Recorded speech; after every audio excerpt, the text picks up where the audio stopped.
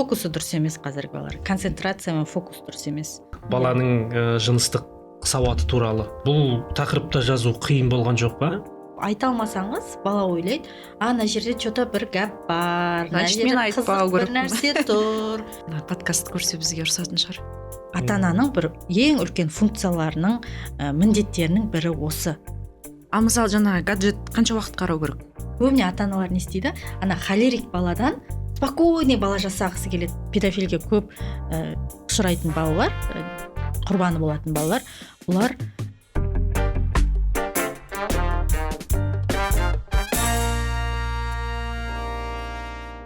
Армысыз, құрметті Леп подкастының көрермендері, кезекті шығарылым назарларыңызда.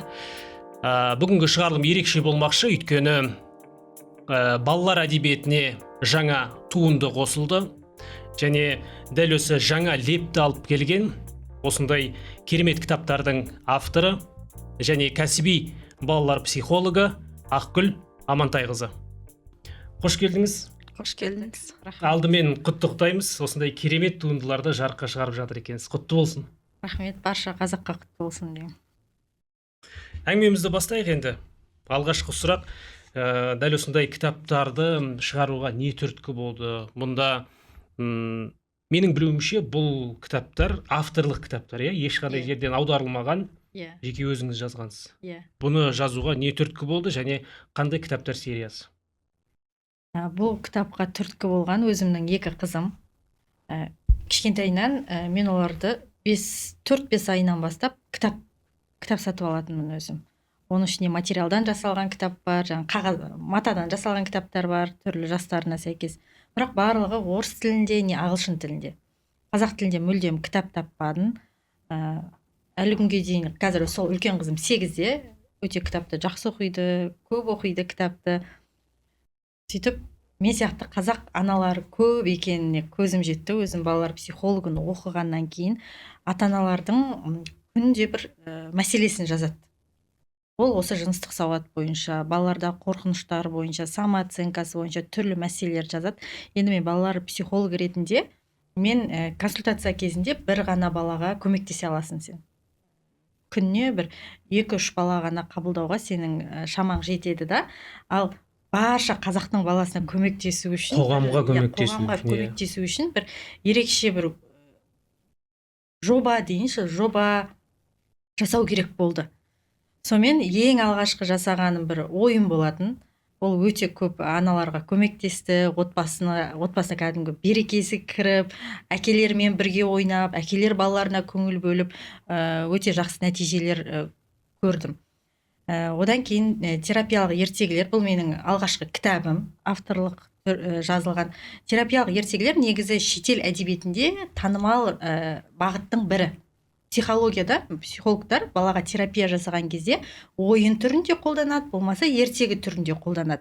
Ересек адам психологқа барған кезде ол сұрақ қою арқылы ішіндегі мәселесін айта алады. Сіз психолог сізге сұрақ қояды, сол сұраққа жауап беру арқылы сіз өзіңіздің мәселеңізді айтып, соны шеше аласыздар. Ал балаларға терапия жасау ол мүлдем басқаша. Олар өздерінде бір нәрсе дұрыс емес екенін біледі, бірақ оны айта алмайды. Не керек екенін білмейді олар, айта алмайды, түсіндіре алмайды. Олар ойнап жатқан кезде өзінің ішіндегі болып жатқан нәрселерін проекциялайды. Ойыннан көре аласың баланың мәселесін. Іс-қимылынан, іс-әрекетінен. Солай көре аласың. Сосын ертегі арқылы. Бала ертегіні сіз айтып беріп жатырсыз ғой. Ол ана басқа жақта болып жатқан бір оқиға екен, жай ғана әңгіме деп қабылдамайды. Мен қазір сол ертегінің ортасында жүрмін. Мынау мен дейді. Байқасаңыздар, бір балалардың бір ертегілер болады. Қайта сұрата береді. Қайта оқыта береді.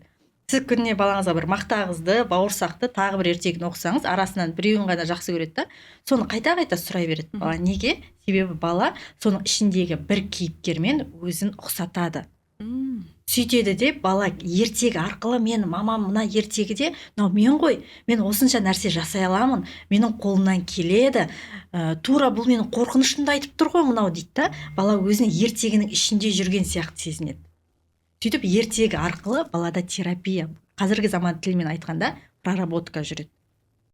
Ал терапиялық ертегілер сондай өзі құрылыммен жазылған. Бұл психологияда балалар психологиясын оқытқан кезде де терапиялық ертегілердің өзінің құрылымы болады.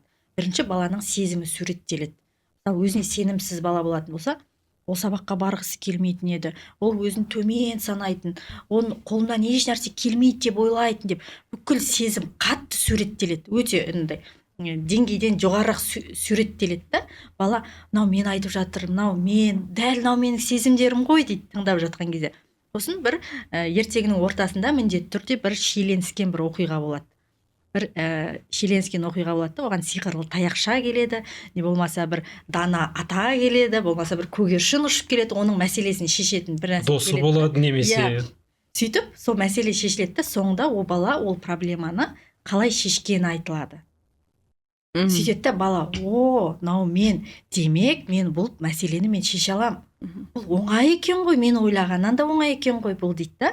Бала ертегі арқылы солай өзінің ішіндегі мәселелерді жеңе алады. Және оны анасы оқып беріп жатқан кезде, әдетте анасы білмейді ғой оның, самооценкасы төмен бала болатын болса, сен неге мектепте жай сөйлейсің, сен неге мектепте даусың шығарып айтпайсың, сен неге деген сұрақтарды қоя береді да, бірақ мәселені қалай шешу керек екенін білмейді. Ата-ана ойлайды, қазір мен мәселені айтам, бала, мамам айтып жатыр, мен сабақта жай сөйлейді екен, мен ертеңнен бастап даусымды қатты шығарып сөйлейтін болайын демейді.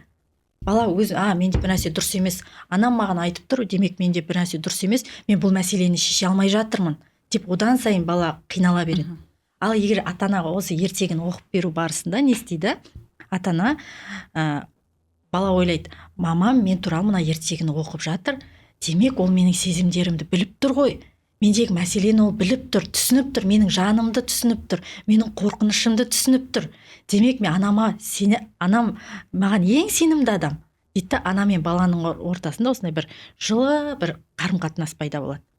Бұл ең алғаш жазылған ертегілер ғой, осындай психологиялық немен жазылған, ол сценарий бойынша осындай оқиғалар желісінде әртүрлі балаларда кездесетін мәселелерді кішкене күрделендіріп, бір баланың орнына бір кейіпкерді қойдық та, аю, қоян деген сияқты кейіпкерлермен алмастырдық. Кітапта мысалы айтып жатсыз ғой, белгілі бір мәселелер деп, қандай мәселелерді қамтыдыңыз? Жаңағы самооценка деген сияқты. Самооценка бар. Маған өте көп келетін мәселелер. Мысалға, самооценкамен бір бала келуі мүмкін, бірақ ондай 1000 балада проблема бар.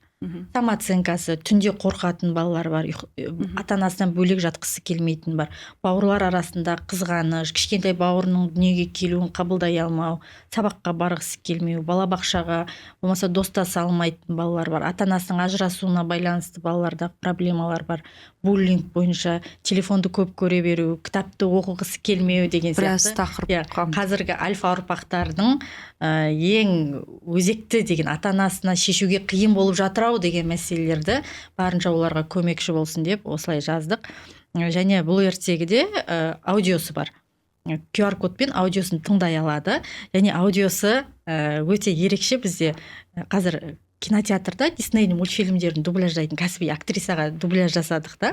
И әр ертегінің фоновый состояние дейді ғой, сол жерде табиғаттың, қазақтың күйлерін қойып қойдық.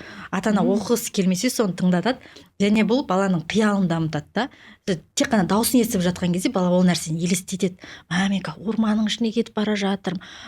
Артында орман дауыстары шығып тұрады. Орманның, иттің дауысы шығады, ит туралы ертегі болатын болса, құстардың дауысы шығады, күйдің дауысы шығады. Солай баланың тек қана психологиялық проработка емес, сонымен қатар қиялы мен фантазиясы дамысын деп осындай нәрселерді қостық. Және қазір оқуға ерініп жатырмын деген ата-аналарға жақсы телефоннан қосып қояды да, тыңдата береді. Ал мен мынаның ішінде көріп тұрмын, қаржылық сауаттылық та бар екен, мен және ақша, мен және саяхат дейді. Маған ең қажетті, әсіресе ер адамдарға қажетті, мен есейіп келе жатырмын дейді. Баланың жыныстық сауаты туралы. Бұл тақырыпта жазу қиын болған жоқ па? Және бұны сіздер енді психолог ретінде осыны оқып жатқан кезде балаға не керек екенін түсінесіздер, не қалап тұрған. Ал біз түсіне аламыз ба, қарапайым ата-аналар? Бұл өте сондай жеңіл тілде жаздық. Біздің менталитетке сай келеді ау. Ата-ана бұны оқыған кезде ұялмайтындай етіп жаздық. Мына кітаптың өзінде біршама ата-анадан келді. Мен мына кітапты ашып көрдім да, қайтадан тығып қойдым дейді. Мен айта алмай жатырмын мынаны дейді да. Біз барынша жеңіл жазғанның өзінде де ата-аналардан сондай келіп жатыр. Енді бұл ата ананың өзінің проблемасы болып тұр ғой, өйткені оған ата анасы айтқан жоқ, ол қалай айту керек екенін білмейді. Бұл тақырып бізде барынша андай ең Жабық ұятты тақырып болып қалды да, сол ұят әбден сіңіп кеткен. Біз тіпті ересек болған күннің өзінде біз балаға айта алмаймыз. Кезінде гаджеттер болған жоқ, телевизор болған жоқ, интернет болған жоқ. Сіздің дейші, тіпті менің заманымда да біз ақпаратты мүлдем алған жоқпыз. Ары етсе биология сабағында 176 бет па қалай істеді? Сол кезде ғана оқыдық, одан кейін бізде мүлдем ақпарат болған жоқ. Қазіргі балаларға оларға барлық ашық доступта тұр. Біздің мысалы Қазақстанда дәл осы түрлі порнографиялық сайттар дейікші барлық ашық доступта. Оны кез келген бала ашады да көре алады. Маған бір ата ана жазған болатын, балам 4-те дейді, ол жаза алмайды мүлдем дейді.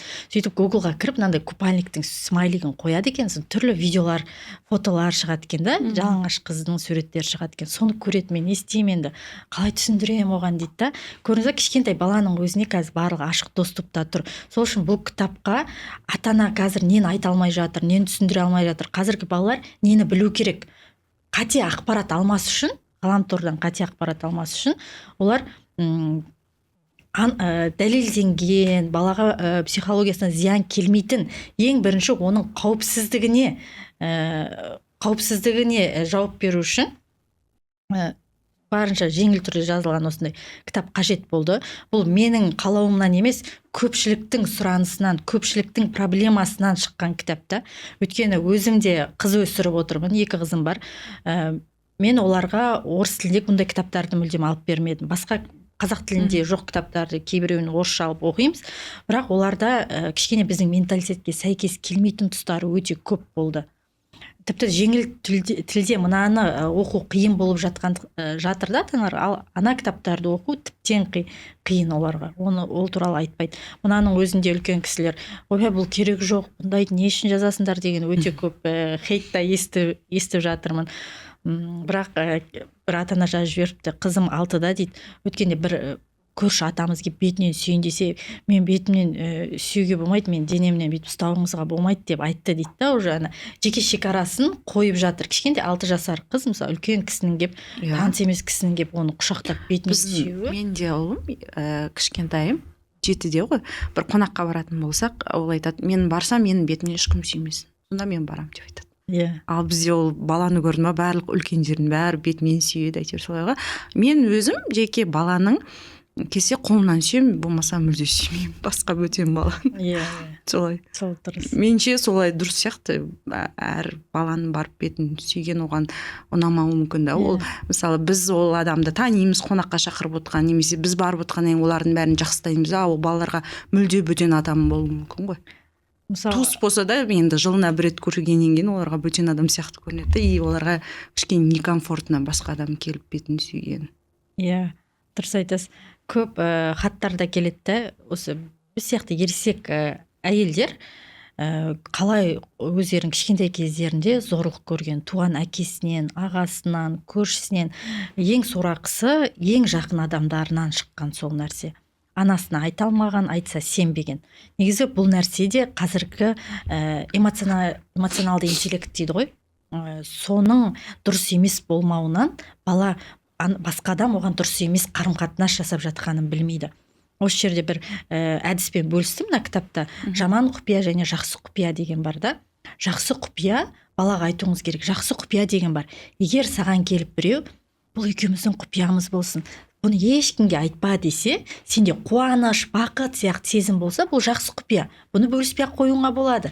Ал жаман құпия деген бар. Жаман құпия бұл егер бөтен адам келіп саған, бұны ешкімге айтпа, бұл тек екеуміздің құпиямыз болады дегенде, сенде қорқыныш, ұялу, мазасыздық, уайым деген сезімдер болса, бұл жаман құпия.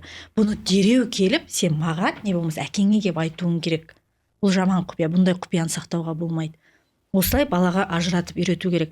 Ол балалар білмейді да, көп зорлыққа ұшыраған балаларға бұл екеуміздің құпиямыз, бұны ешкімге айтпа дейді. Балада қорқыныш, ұялу, үрей болып тұрса да, ол сезімдерді білмейді, айта алмайды оны. Дұрыс емес екен, көмек керек екен бала білмейді де, сондықтан ол көп нәрсе айтылмай, қорқынышпен қалып қояды ішінде. Мысалы сол жаңағы зорлыққа ұшырайтын балалардың көбісін жаңағы зорлық жасайтын адам ұзақ таңдайды деп айтады. Ол ұяң, тұйық балаларды таңдайды деген сияқты айтылады. Ол қаншалықты рас? Мысалы ашық жарқын ойнап жаңағыдай еркін жүретін балаларға солай зорлық жасау мүмкін ба басқа адамның? Негізі шынымен жаңағыдай тұйық баланы таңдай ма? Негізі педофилия деген бар, зорлық деген бар. Зорлық ол бірден барып бас салып адам күш көрсету, зорлау, ал педофилия деген бар. Бұл 80% сол баланың жақын танысы арасынан шығады, және олар баланы ұзақ уақыт бойы сеніміне кіреді.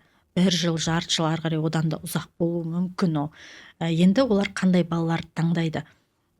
Көбіне өз-өзіне сенімсіз, ата-анасының назары жетіспеген, көмек керек, сондай балалардың тез алданып қалатын, ойыншықпен алданатын, сөзбен алданатын, қауіпсіздік ережелері үйретпеген балаларды таңдайды. Әсіресе тағы бір мынандай статистика бар да, өз жыныс мүшесінің атауын білмейтін балалар көп ұшырайды. Педофилдің құрбандары көп болады. Кәдімгі ғылыми атауларын, сенің пішнәйің, әпшуің деп сияқты емес, кәдімгі ғылыми атауларын білмейтін балалар көп педофилдің құрбандары болады. Олар тағы да мынандай бір белгілері бар да педофилдердің. Олар көп баланың арасынан бір баланы ғана үнемі қатты көңіл бөледі соған. Солай оған ерекшелейді, оған көп внимание береді, оны мақтайды, сыйлық береді. Сөйтіп көп баланың арасынан біреуін ғана таңдап алады. Егер қандай да бір осындай белгілер болатын болса, жақындарыңыздың арасынан ба, енді Алла сақтасын, балалар мұғалімдердің арасынан ба, тренер, репетитордың арасынан ба, егер сондай балаға бір күмәнді көзқарас, күмәнді қарым-қатынас болатын болса, оны дереу ерекше көңіл бөліп жатса, ата-анасына келіп айтуыңыз керек, бірден дабыл қағуыңыз керек. Және педофилге көп ұшырайтын балалар, құрбаны болатын балалар, олар самооценкасы төмен балалар. Және ол балалар көбіне дауыс шығарып айқайлай алмайды, айта алмайды.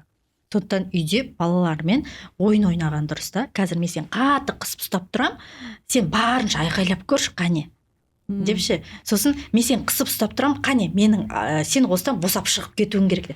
Балалар жанын салып ол кезде қызық болады. Ол сіздерге де бір ойын, және қауіпсіздікте осылай үйретесіздер. Яғни қане екеуміз ойнайық бірге деп балалармен, тіпті подросток болса да қуыршақтарын алып, міне бөтен адам келе жатыр, ол саған былайынан айтты, жүр маған көмектесіп жіберші, мен сөмкем ауыр деп айтты. Сен сол кезде не істейсің? Кәдімгі өмірде кездесіп қалады-ау деген жағдайларды қуыршақпен, ситуациялық жағдайларды келтіріп, әңгімелесіп баламен просто отырып, сен бөтен адамға тиіспе, сен бөтен адам, ол әсер қазір сен біреу көшеде саған конфет берсе алма деген жүрмейді. Баланың миы уже 15 секундтан кейін сіздің әңгімеңізді тыңдамайды, уже өшіп қалады оның миы. Баламен сіз образ арқылы көрсетесіз, ойын арқылы көрсетесіз, ертегі арқылы көрсетесіз. Ана бөтен біреудің баласы деп әңгіме айтқан сияқты көрсетесіз. Дәл осылай қауіпсіздікті үйретесіз да. Ең жақсы әдісі ол ойын арқылы бағана қысып тұр, одан кейін түрлі видеолар көрсету. Енді қатты қорқынышты видео көрсетіп баланы шошытып алмағанда дұрыс. Солай үйретесіз. Одан кейін баланың міндетті түрде самооценкасымен, өз сезімдерін айтумен осылай сақтап қалуға болады. Осы тұстан мынандай сұрақ. Мысалы, жаңа садикте бала жүргенде осы эмоциясын жасырады, кешке келгенде анасына көп еркелейді, капризничать етеді, мысалы, бала үйде сондай еркін болғаны, жаңағыдай капризничать еткені, көп жылағаны, эмоциясын көп көрсеткені, ол жақсы көрсеткіш па? Иә, жақсы көрсеткіш. Бала өзіне сенетін адамды, менің эмоцияны көтере алады-ау деген адамның жанында ғана ол өзін еркін сезіне алады. Мысалы, балабақшада ол бәрібір дегенмен қанша жақсы балабақша болса да, оған тыйым салады, оған айқайлап жалауға болмайды, бөтен балаларға тиісуге болмайды, ойнағысы келеді, бірақ басқа бала тартып алады. Түрлі нәрселер іште жиналады. сіз де өзіңізде кейде байқасаңыздар, жұмыста бір қиын жағдайлар болса, үйге келіп балаға келіп ашуланып қоятын ата-аналар бар да. Сондай сияқты балада түрлі эмоцияларды бастан кешіреді. Тіпті балабақшада емес, үйде телефон көріп отырған кезде бала мультфильм көреді, тикток көреді, ютуб көреді. Түрлі сезімдерді бастан кешіреді бала. Ол ана персонажға қарап жылағысы келуі мүмкін, жаны ашуы мүмкін, күлгісі келуі мүмкін, түрлі эмоциялар іште қалып кетеді. Сөйтеді да балада үйге келіп оның барлығын напряжение ғой, қысым іште. Соны бірден шығарады. Бұндайда баланы құшақтап, эмоциясын түсініп, кішкене ғана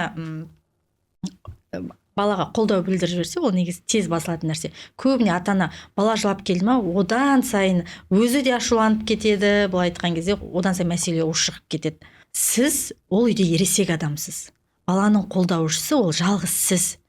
Сіз баламен конкурент емессіз ана жерде. Мен оған бердім махаббатты, ол жоқ. Мен оған бердім, бәрі жағдайын жасап жатырмын, ол мен түсінбейді деген нәрсе жоқ.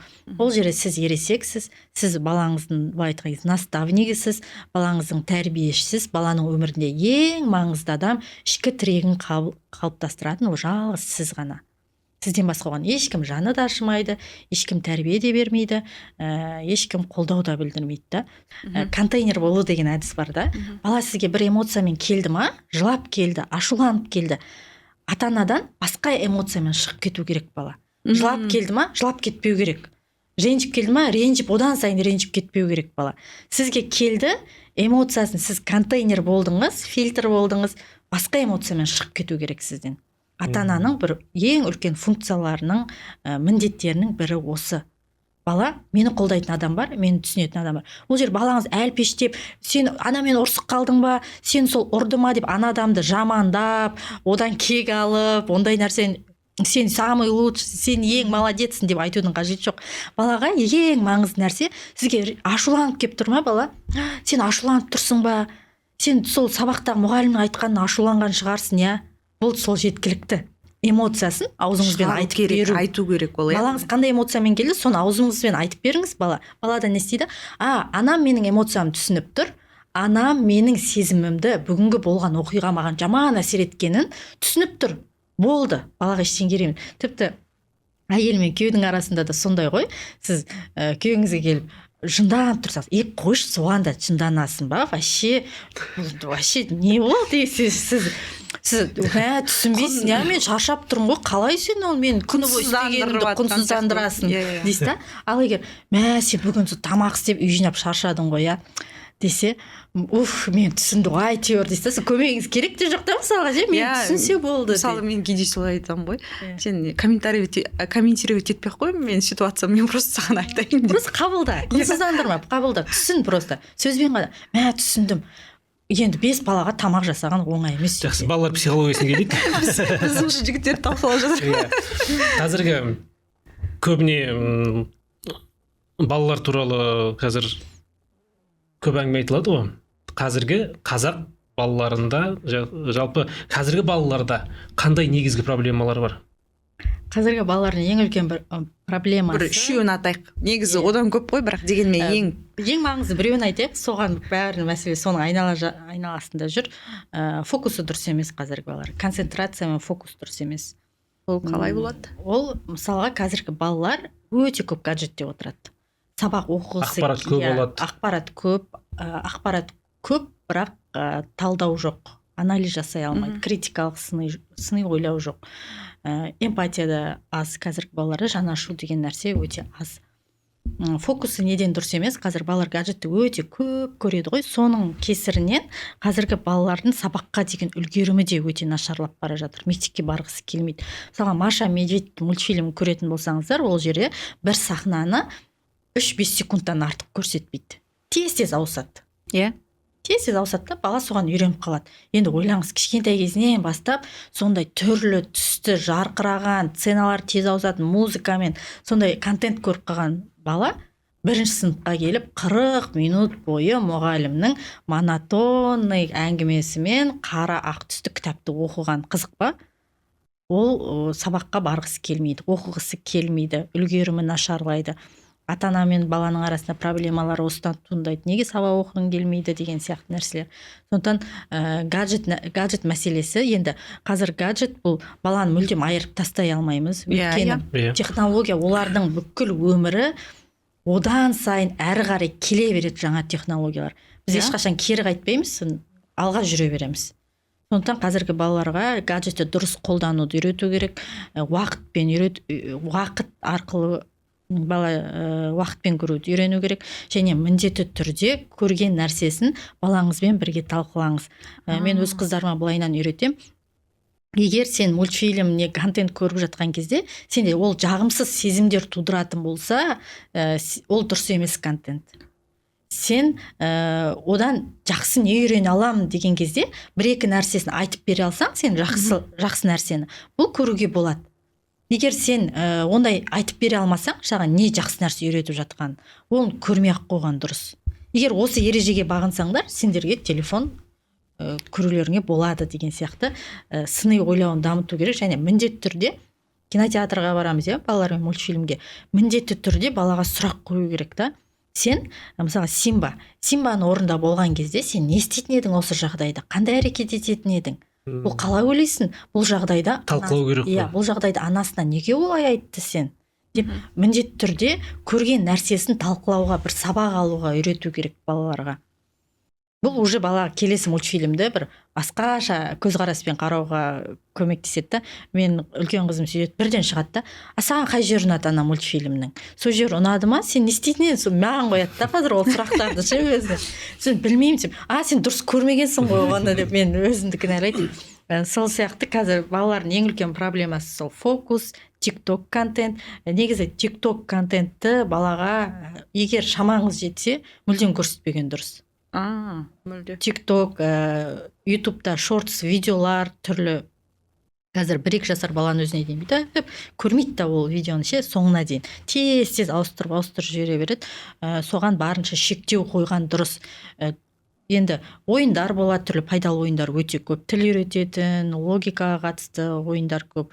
Мультфильм бар, Союз мультфильмді мысалға, бұрынғы мультфильмдерді прям көру керек балам. Қазір мен уақыт керек маған, өзіме уақыт бөлуім керек. Балам кішкене телефонмен алданбаса болмайды десе, сол мультфильмдерді көруіне болады. Союз мультфильм жақсырақ деп дұрыс қой. Ол жерде байқасаңыздар, асықпай сөйлейді. Персонаждар асықпай сөйлейді, сахналар асықпай қимылдайды, адамдар асықпай қимылдайды, және тілдері анық. Енді орыс тілінде шығар көбісі, қазақ тілінде де контенттер қазір көбейіп жатыр, шүкір. Асықпай сөйлейді, қимылдары да барлығы. Сосын баяғы мультфильмдерде жақсы мен жаманды айыруға үйретеді. Негізгі идея сол. Мысалы жаңа гаджет қанша уақыт қарау керек? 1 сағат дете ме? Жоқ, ішінде контентіне байланысты шығар мүмкін. Баланың жасына байланысты бұл нәрсе. Егер шамаңыз жетсе, 3 жасқа дейін мүлдем бермеген дұрыс балаға. Мүлдем бермеген дұрыс. Енді көру керек десеңіз, телевизорден қойып беруге болады. Телевизорден бала қимыл қозғалыста болады үнемі. Ойнап жүріп отырып көре береді.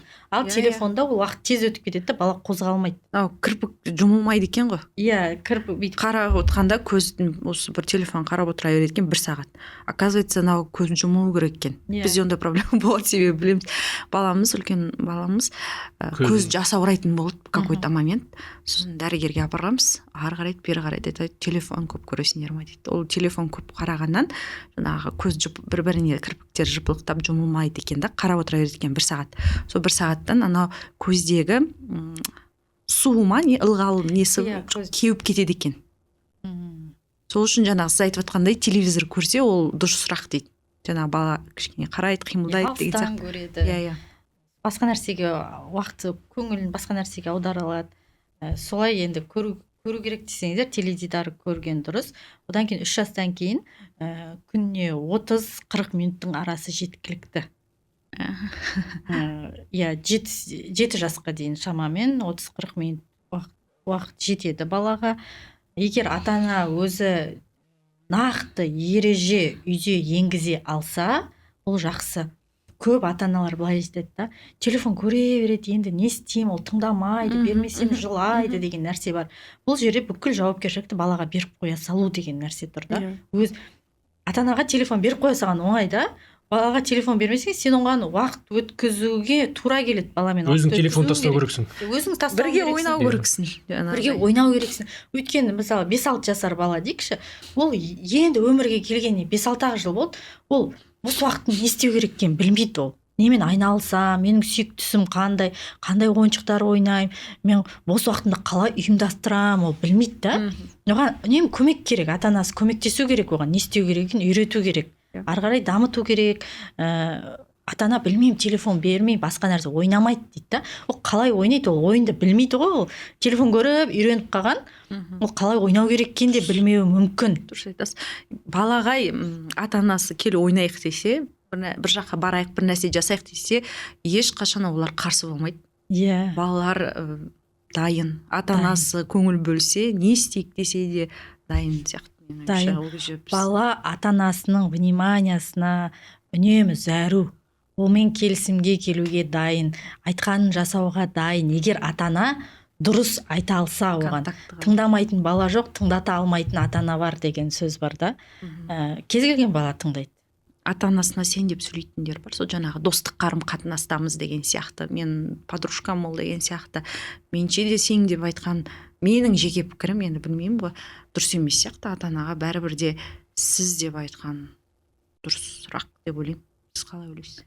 Иә, негізі сіз деп айтқан біздің қазақтың несі ғой, бір сыпайылықтың, мейірімділіктің, сыйластықтың белгісі. Бірақ мысалы ағылшын тілінде деген сияқты ғой. Оларда сіз деген жоқ, бәрі you деп айтады. Енді бұл жерде сен деп айту өз отбасының ішкі қате емес дейсіз ғой. Иә, ішкі өздерінің келісімдері болуы мүмкін, ішкі ережелер. Егер ол отбасын, ата-анасын, баланы барлығы оған ешқандай қарсылас болмаса, барлығына ыңғайлы болса, ол өздерінің нормасы. Ал кейбір жағдайда айтып жатады ғой, мынау әкесіне тартқан, мынау анасына тартқан деген секілді. Мінезі жағынан.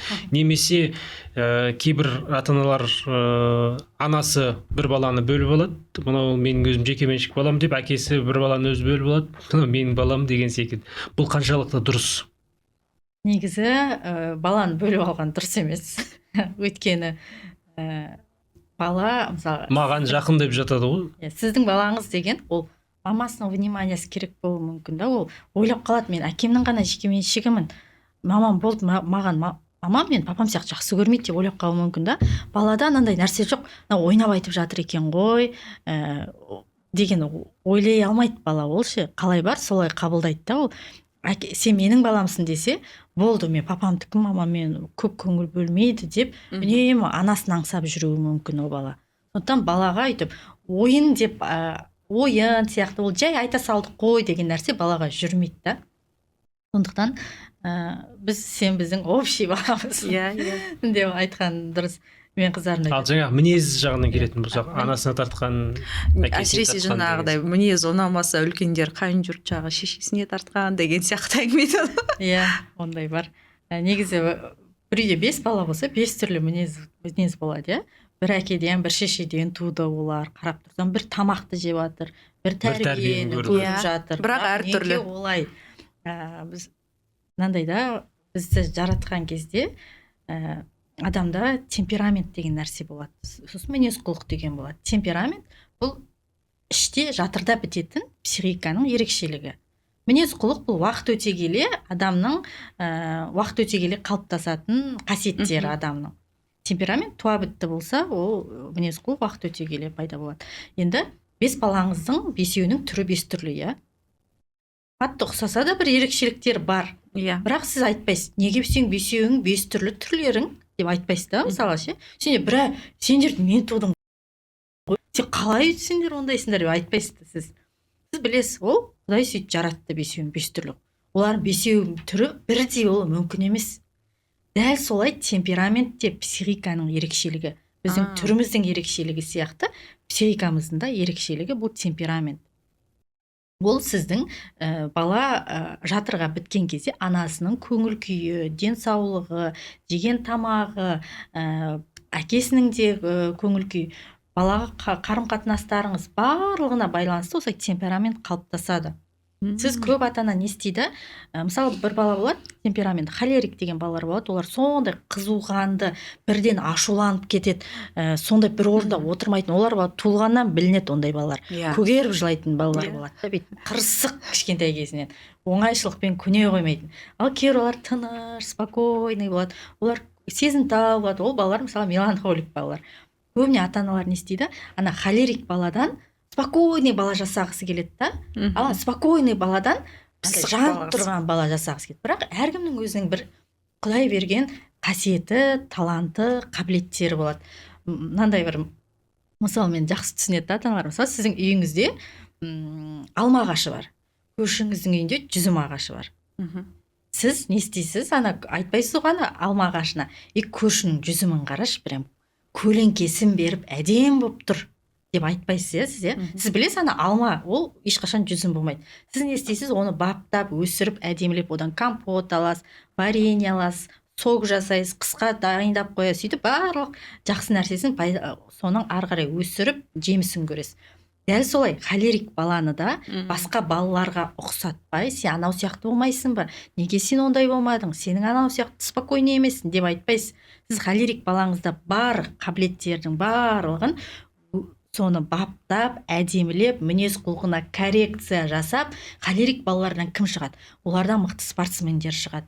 Олардан мықты сондай боксерлар шығады. Сондай қызуғанды спорт түрімен айналысатын, айтқаннан қайтпайтын мықты бизнесмен болып шығуы мүмкін. Мықты бизнесмендердің ортақ бір қасиеттері бар. Олар табанды, қырсық, айтқаннан қайтпайтын адамдар. Сіз балаңыз сондай адам шығады. Бірақ сіз аласыз да балаңызды бір спокойный сурет салуға бер. Ол бала сурет сала алмайды. Сосын не істейді? Ана бала, мамам мені жақсы біледі ғой, ол мені суретші болады деп беріп тұр, бірақ мен бұны жасай алмай жатырмын. Самооценка түседі. Мен қолымнан келмейді дейді да, бала өзіндегі бар қабілеттерінен айырыла бастайды. Сондықтан балаңыздың кішкентай кезінен бастап темпераментін біліңіз, неге жақын, баланы қинауға, мәжбүрлеуге, басқаға ұқсатуға, өзгертуге тырыспай, мінез құлқына коррекция жасау керек. Мысалы, басқаларға зиян тиіп кетеді-ау дегеніне коррекция жасап қоясыз да. Меланхолик балалар кішкене жай қозғалады. Асықпайды олар. Оларға не істейсіз? Үйде ереже орнатып қоясыз. Таңертең кешігіп қалатын біліп тұрсыз ба мектептен? Будильникті 20 минут ерте қойыңыз. Сосын андай песочный сағаттар қойып қойыңыз, құм сағаттар. Осы уақытпен жұмыс жасап үйретіңіз. Дәл солай өзіңіз былайынан пластилин ғой олар, сөйтіп өзіңіз келтіріп алыңыз. Қанша жасқа дейін пластилин болады? Балалардағы негізі ұл балада әсіресе 12 жасқа дейін, 11-12 жасқа дейін балада бүкіл өмірлік құндылықтар, мінез құлықтар қалыптасады. Өмірлік құндылықтар жалпы осы 11-12 жасқа дейін қалыптасады. Одан кейін сіз уже жасөспірімдік шақта бұл балалық кезеңнен ересек кезеңге өту кезеңі, бұл жерде уже сіз оған қатты тәрбиелей алмайсыз оны. Сіз тек қана сол моменттен жұмсақ өтіп кетсе екен деп тілейсіз да. Подросток ештеңе өз-өзіне жасап қоймаса екен, бөтен ортаға кіріп кетпесе екен, қиналып қалмаса екен деп тілеумен сөйтіп, ойбай, артық сөйлеп қоймайын, артық үйтіп қоймайын деп аман-есен өтіп кеткенін тілейсіз. Сөйтіп ары қарай сол тәрбиенің жемісін көресіз. Енді ешқашан кеш емес, үнемі ата-аналарға айтамын, сонда кеш қалдым ба дейді да. Сіз түрі тұрғанда, балаңыз қанша жасқа келген кезде, ол сіз еш нәрседе кеш емес. Тіпті біздің өзімізде ата-анамыз, сен қолынан келеді, сен жасай аласың, молодецсің деп айтқан сөзі бүкіл халықтың ықыласынан артық да. Ата-анаңның саған сенуі, саған берген батасы, ақыл кеңесі қаншама мыңдаған халықтың ықыласынан жоғары. Сондықтан сіздер тірі кезде балаңыздың жанында бар кезде еш нәрседе кеш емес деп айтамын. Жаңа мақтау туралы айтып қалдыңыз ғой. Баланы үнемі мақтап отыру керек пе, жоқ әлде тым асыра мақтау да қажет емес пе? Қалай мақтау керек? Мақтау керек. Мен ең жақсы көретін тақырыбым. Негізі күнделікті баланы 70% мақтау керек, 30% сынау керек. Бірақ сынаған кезде баланы сындырып алмайтындай, оның жеке шекарасына, жеке басына тіл тимейтіндей болу керек. Мақтаған кезде де жеке басын мақтамау керек. Сен ең әрекетін мақтау керек. Сен ең күштісің. Сен сыныптағы ең жақсысың. Сен самый лучший, сен молодец деген сөзді айтпай-ақ қойған дұрыс та. Сен молодецсің, жарайсың деп емес. Нақты қандай әрекет жасады? Сабағын оқыды ма? Молодец, сабағыңды оқыдың ба? Емес, сен сабағыңды уақытында оқыдың. есеп шығарды ма, сен есепті тура дәл шығардың, қателеспей шығардың. Ерініп тұрсаң да осыны жасадың. Сен табанды болдың, сен ерінген жоқсың. Сен уақытысында жасап үйрендің. Сен тырысқанын айту өте маңызды. Қолынан келмесе де, сен bunu жасауға тырыстың ғой. Сен уақыт бөліп жасадың осы нәрсеге. Яғни сол мақсатына жету жолындағы баланың әрекетін, процесті айтасыз. Бұл мақтауға да жатпайды. Жай ғана баланың жасаған нәрсесін айтып беру өзіне. Шынымен рас бала тырысты. Кітап оқыды ма? Балаңыз кітап оқымайды, бірақ бір сөйлемін ғана оқыды дейікші балаң бір кітаптың. Мә, сен оқыдың ба осыны, бір сөйлемді айтып берші маған, қанша сөзден тұрады екен ана жерде десеңіз балаңыз, ертең ол 2 сөйлем оқиды. Сол кішкентай бір иненің ұшындай ғана баланың тырысқанын көрдіңіз ба? Міндетті түрде оны көріңіз, байқаңыз, айтып беріңіз, болды. Солай баланың жақсы қасиеттерін бірте өсіресіз. Егер мынандайда сен ең күштісің, сен ең мықтысың, молодецсің деп айтатын болса, көп ата-аналар балаларын сөйтіп өсіреді да, сосын 1-ші сыныпқа барады бала. 1-ші сыныпқа барғанда бәрі самый лучший ана жерде. Бәрі бір үйдің молодеці келіп отырды ана жерде ше. Сосын айтады: "О, мамам маған суретті ең күшті саласың" деп еді. Мына жақта менен де күшті салатындар бар екен ғой. Что-то мама сенбеу керек екен дейді.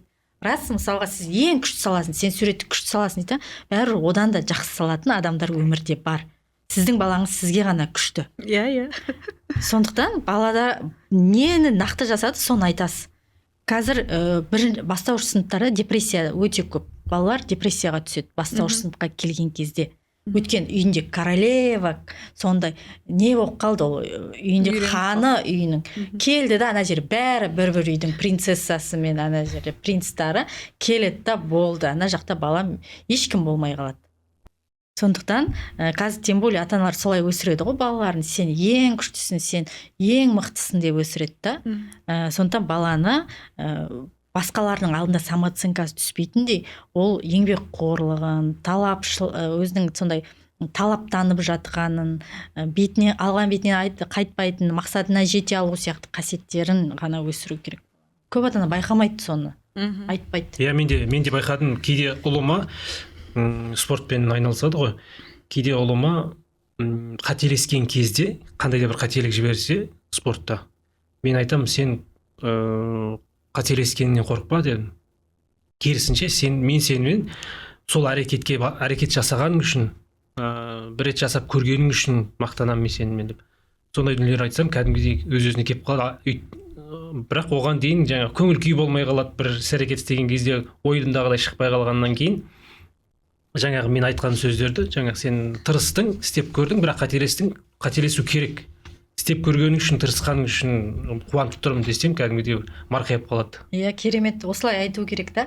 Біз балаларымызбен кәдімгі философ сияқты сөйлесуіміз керек қой негізі. Қателесу бұл өмірдің бір бөлігі деп, мысалы, ата-аналар айта бермейді ше ондай әңгімелерді.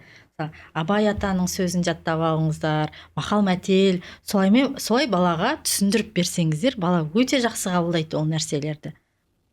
Сен ұрсып тастағаннан қарағанда, сіз айтқан сияқты әңгіме айтса, негізі қарым-қатынас ата-ана мен бала арасында әлде қайда жақсара түсетін еді. Өкінішке орай көбісі ата-аналар қателіктерге қатты акцент қояды, соны айтады, соны бетіне басады, соны жасамаса екен деп әрекет етеді. Бірақ оның плюс жақтарын айтпайды да. Сол үшін балада ата-анасына ештеңе айтқысы келмейді, самооценкасы да түсіп кетеді, қарым-қатынаста солай бұзылады жаймен. Менде мынандай сұрақ. Мысалы, айтамыз ғой, баланың тұлға болып қалыптасу, қоғамда орны болу, немесе жалпы баланың қалыптасу, ол тікелей ата-анаға байланысты деп көбіне ата-анада жауапкершілік бар, иә, мысалы. Ол дұрыс та, бірақ дегенмен бір семьяда ала да болады, құла да болады деген сияқты біздің енді қоғамымызда барлығы бірдей жақсы адам емес қой. Біреуге зиян тигізетін, әдейі барып өлтіретін, әдейі барып зиян келтіретін, мысалы жаңағы әйелін ұратын, тіпті, жалпы үлкен адамдарда екінші адамға зиян келтіретін адамдар бар да, оларды біз бала болмады деп айта алмаймыз, оларда бала болды да. Демек, ол бір сондай өзгеге зиян келтіретін адамды ата-анасының қателік тәрбиесі болды деп айта аламыз ба? қай жеріне қате кетуі мүмкін ата-ана? иә немесе ол солай болып туылуы мүмкін ба, сондай агрессиясы мол болып деген сияқты. иә негізі көп ата-ана былай жасайды да, мысалға буллинг туралы бір тақырып болса, мен балам буллингке ұшырамаса екен, педофилия туралы болса, мен балам соның құрбаны болмаса екен, менің балам біреуден зиян көрмесе екен деп тәрбиелейді. Бірақ менің балам басқаға зиян тимесе екен дейтіндер өте аз. Оны көбісі ойламайды. Соның ойламағанның себебінен сол нәрселер туындайды да. Мысалға, сен буллинг, басқа балалар саған тиіспеу үшін сен оны ұрсып таста, ұрып таста. Сені ұрды ма, ұр. Саған сөйтіп айтты ма, сен де айтып таста. Өзін қорғануды үйретеді. Ал бөтен адамды қорғауды, бөтен адамға зиян тигізбеуді ешкім айтпайды. Негізі жаңа айтып жатырсыз ғой, ешкім баласын қылмыскер болсын, жаман адам болсын деп тәрбиелемейді. Иә. Олар да қандай да бір жерден қате кеткен. Ол әр отбасында әртүрлі болуы мүмкін. Мысалы, жаңа айттық қой темперамент туралы. Бұл баланың солысына байланысты, баланың өзінің қабылдауы, ата-анасының оған тәрбиесі, ортасы қандай болды, қандай адамдармен достасты, соның барлығы сәйкес келіп қалған жағдай дейді да. Сондай түрлі қылмыскерлер, қоғамға зиян адамдар шығады. Бірақ көбіне баланы мейірімді етіп тәрбиелеу бұл ата-анаға байланысты жалпы. Баланы мейірімді қылып тәрбиелеу дегенде біздің оларға жұмсақ болуымыз, біздің мейірімді болуымыз керек шығар.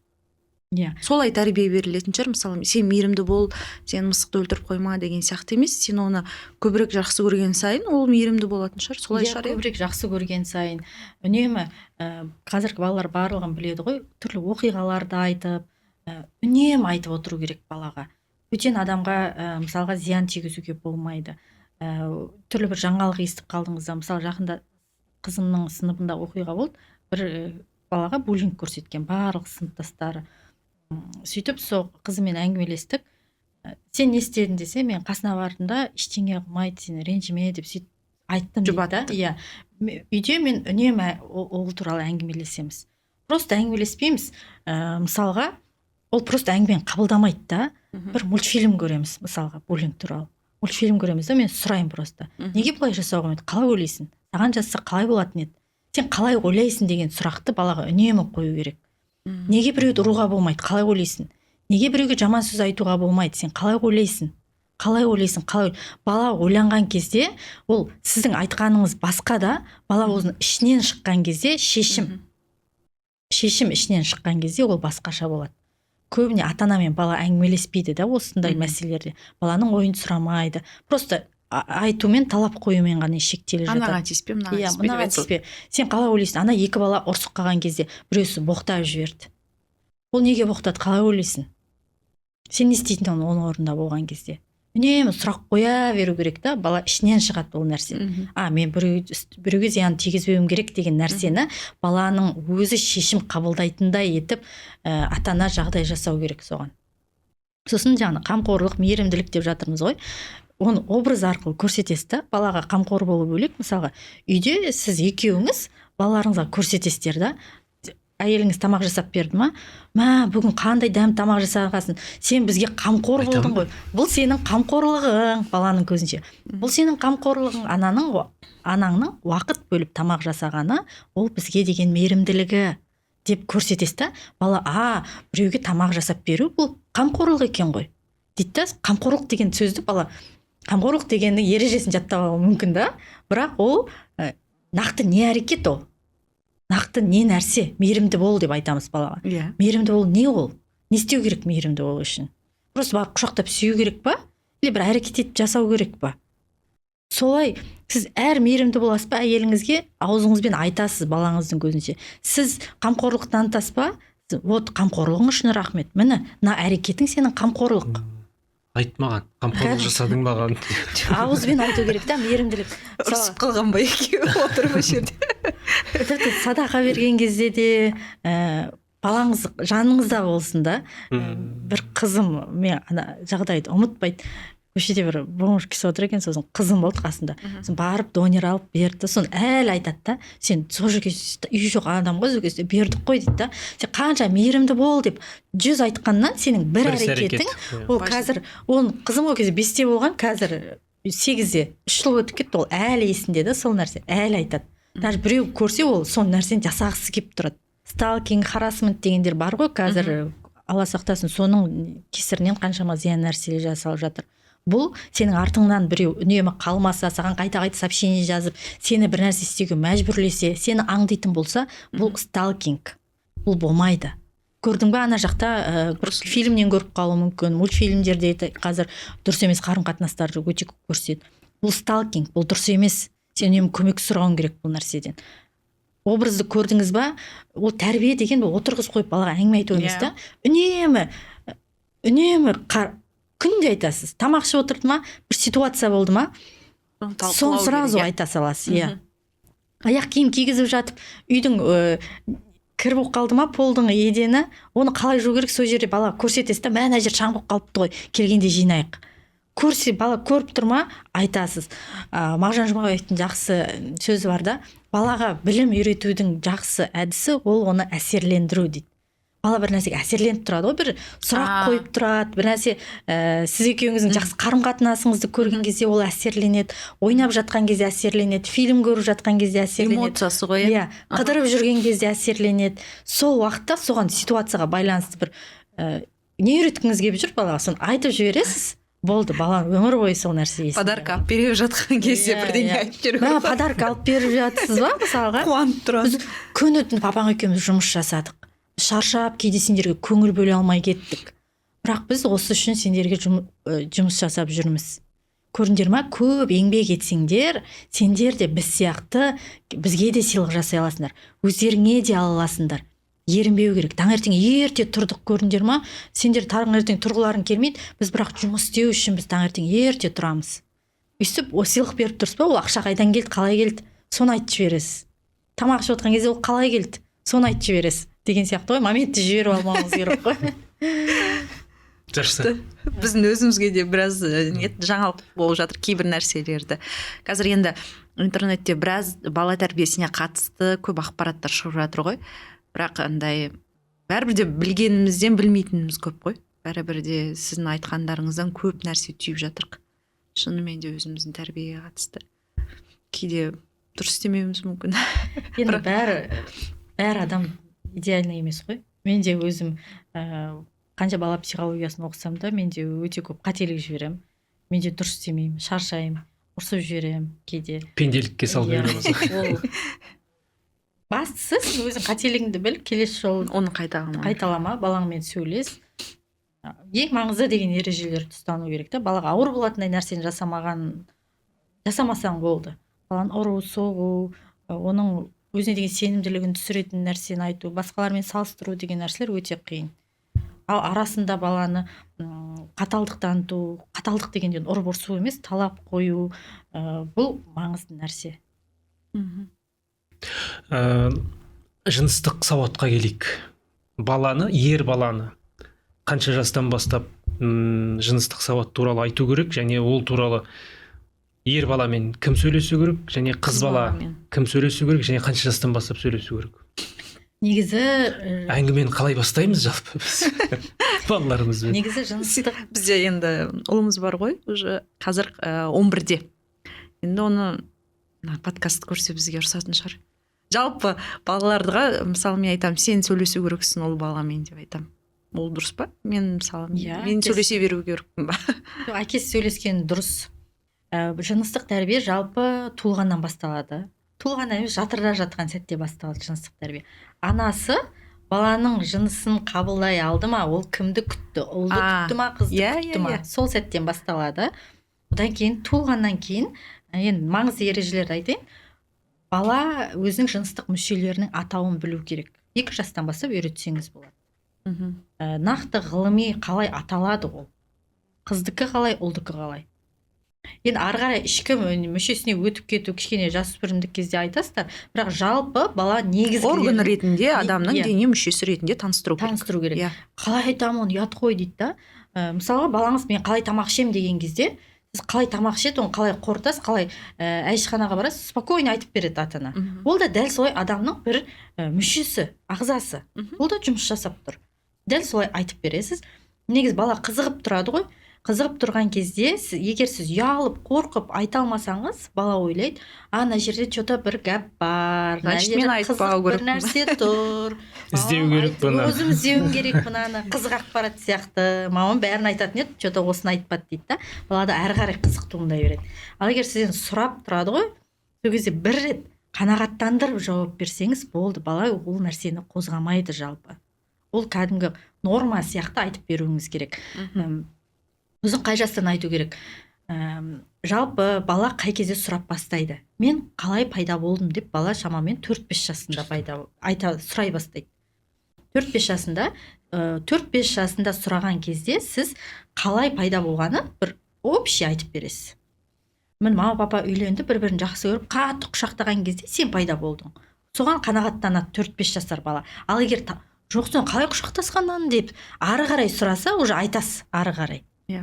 Ал егер соған қанағаттанса, болды, сол жерден тоқтайды. Ал ол мен қалай пайда болдым деп 9-10 жасында сұраса, ол кезде уже сіз анығырақ айтасыз.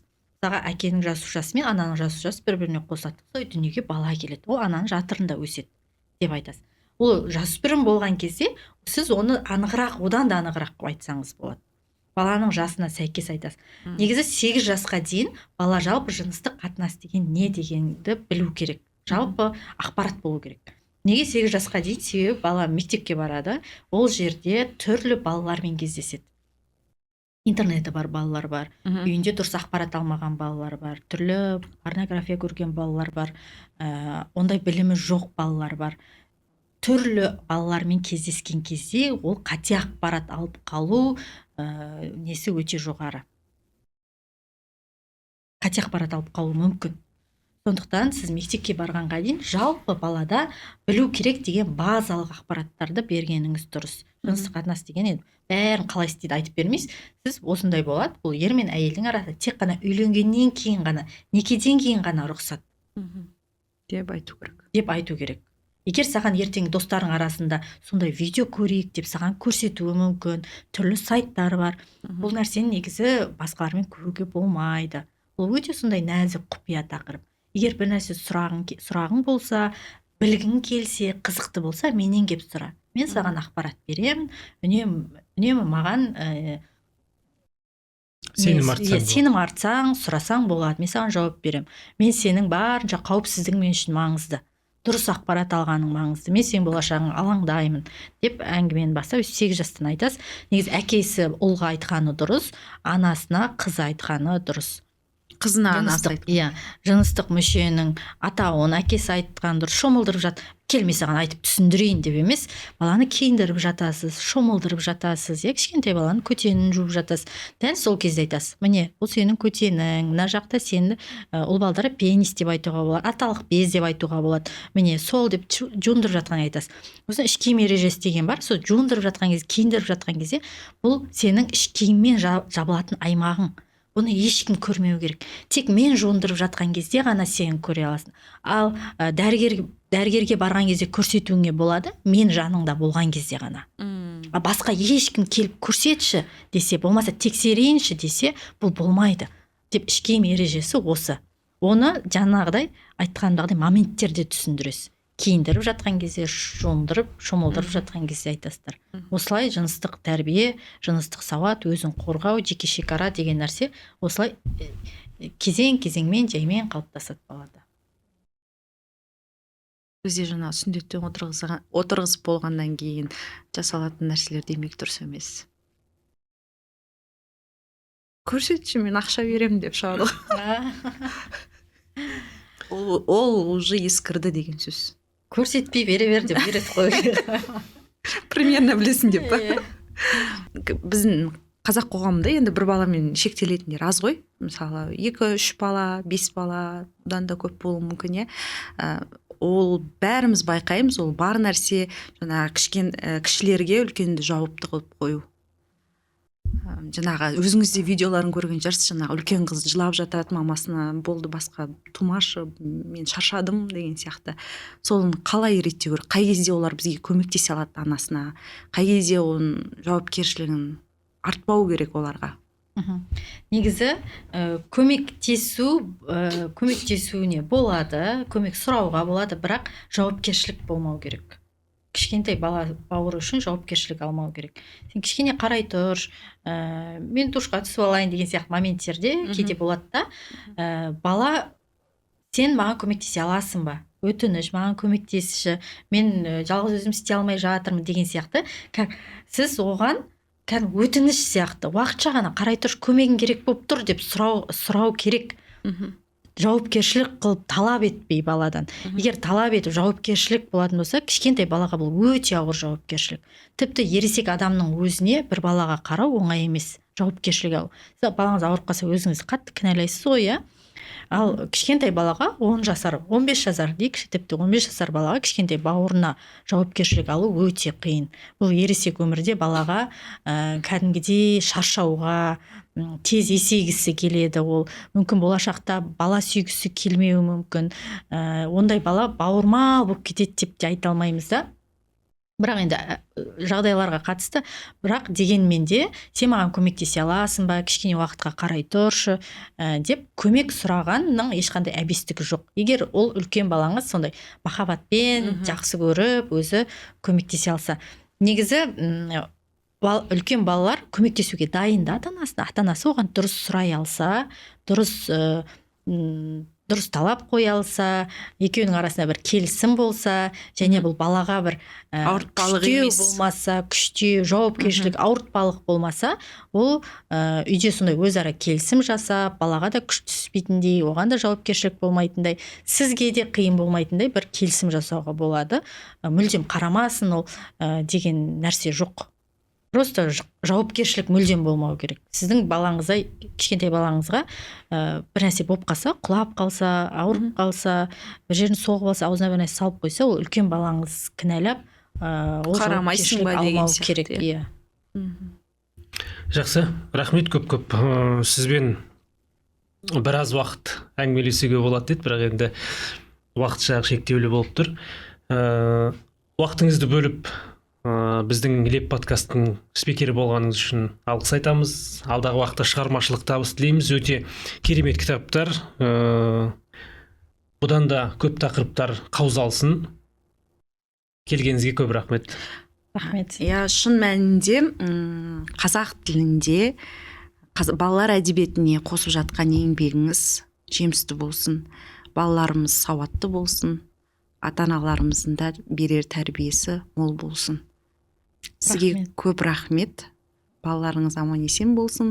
Осы жұмысыңыздың жемісін көріңіз. Рахмет сіздерге де. Подкасттарыңызда мықты қонақтар келе берсін. Просмотр көбейе берсін. Рахмет. Құрметті көрермен, осымен біздің подкаст өз мәресіне жетті. Дәл қазір біз ерекше студияда отырмыз. Мүмкін іштеріңізде сұрақ бар шығар. Бұл қандай студия деп? Бұл жаңа студия. Төменде Instagram парақшасын қалдырып кеттік. Сондықтан, егер қызықты әңгімелер, қызықты сұхбаттар жазғыларыңыз келсе, осы жаңа студияға келіңіздер. Қайта қауышқанша дейміз.